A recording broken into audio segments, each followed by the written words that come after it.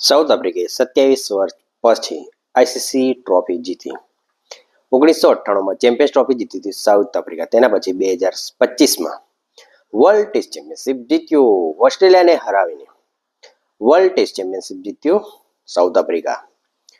ચોકર્સના ખિતાબથી champion સુધીની સફર south Africa. 5 વિકેટથી champions trophy જીત્યો એડમ માકરમ. બમુમા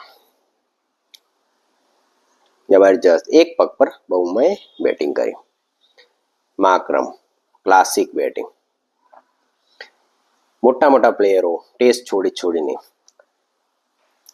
T20 લીગ રમવા માટે જાય છે. પણ માકરમ 10 વર્ષ પહેલા અંડર-19 વર્લ્ડ કપ જીત્યો હતો. ત્યાર પછી આજે માકરમ જીત્યો ICC world test championship final.